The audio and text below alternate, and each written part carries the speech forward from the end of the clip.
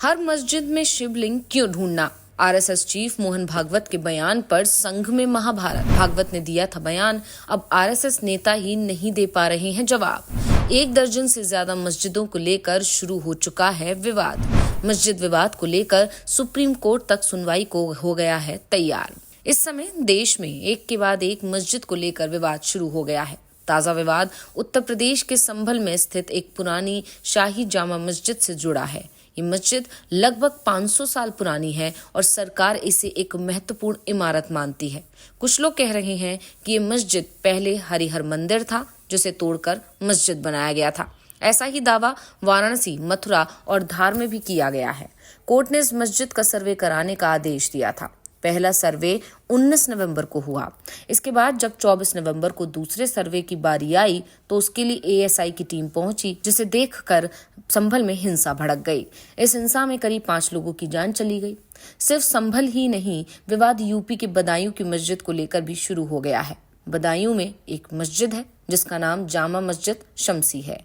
कुछ लोग कहते हैं कि ये मस्जिद पहले नीलकंठ महादेव मंदिर था। इसको लेकर कोर्ट में मामला चल रहा है। इस मामले की सुनवाई 3 दिसंबर को होनी थी, लेकिन मुस्लिम पक्ष की दलीलें पूरी नहीं होने के कारण इसे 10 दिसंबर तक के लिए टाल दिया गया। हिंदू पक्ष कह रहा है कि मस्जिद पहले शिव मंदिर था, जबकि मुस्लिम पक्ष कह रहा है कि ये मस्जिद हमेशा से मस्जिद ही थी। अब कोर्ट ये तय करेगा कि इस मामले में सुनवाई होनी चाहिए या नहीं।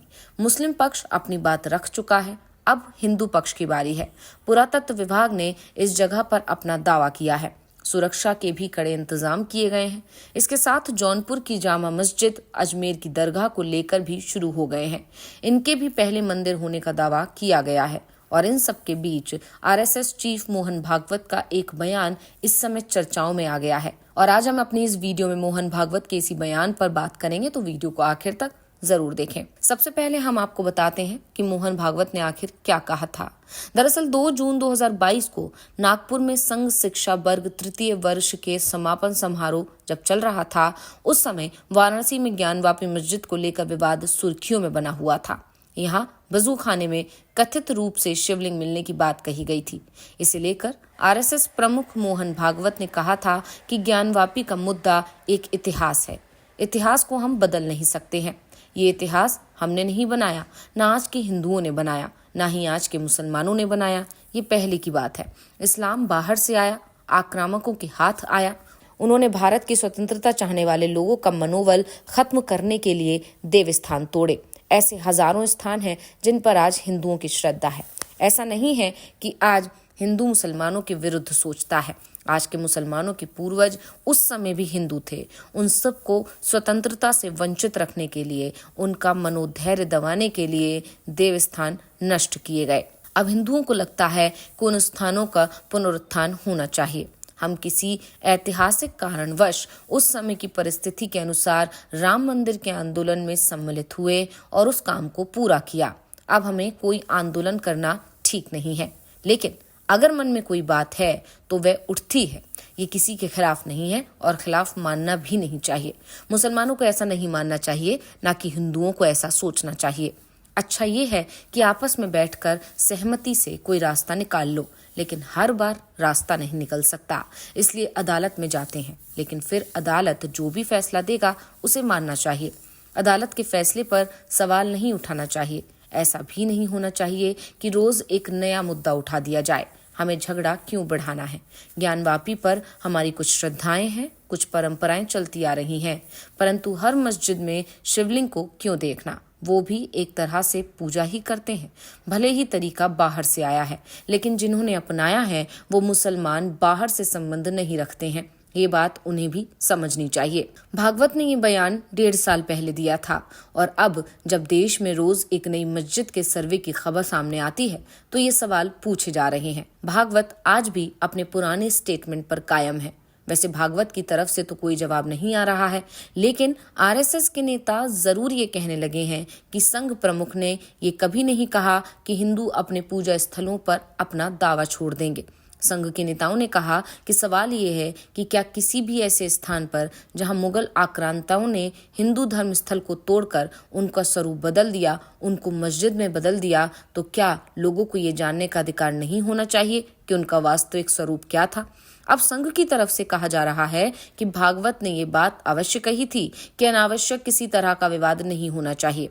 अगर कहीं पर मस्जिद ही है तो उन पर विवाद नहीं होना चाहिए, लेकिन अगर किसी इमारत के ऐतिहासिक प्रमाण मिलता है तो उनकी जांच या सर्वे जरूर होना चाहिए। आज हमारे देश में बहुत बड़ा वर्ग ऐसा है जो मुगलों को आक्रांता मानने के लिए तैयार नहीं है, विदेशी मानने के लिए तैयार नहीं है। वो लोग ये मानते हैं कि जब से अंग्रेज आए, विदेशी भी तभी से आए। इन मुगल आक्रांताओं ने किस तरह भारत की संस्कृति को नष्ट करने का काम किया, इसकी जानकारी लोगों को होनी चाहिए।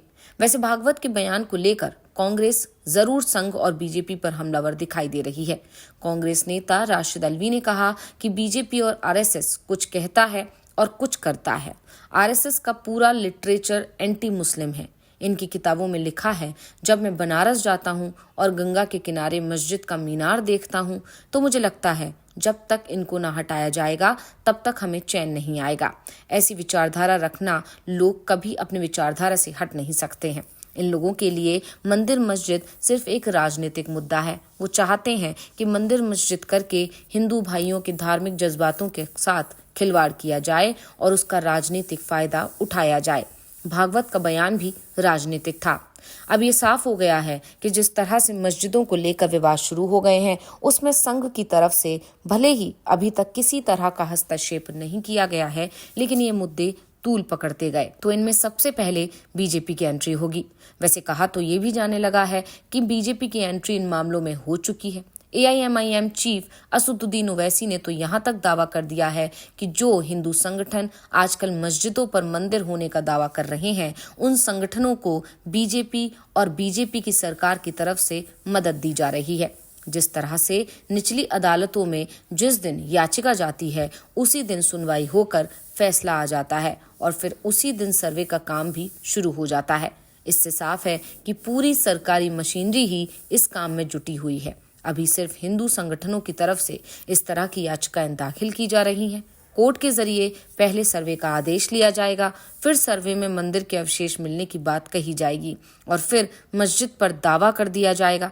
ये पहले अयोध्या के साथ हो चुका है और अब दूसरी मस्जिदों के साथ भी यही किया जा रहा है, लेकिन हम ऐसा नहीं होने देंगे।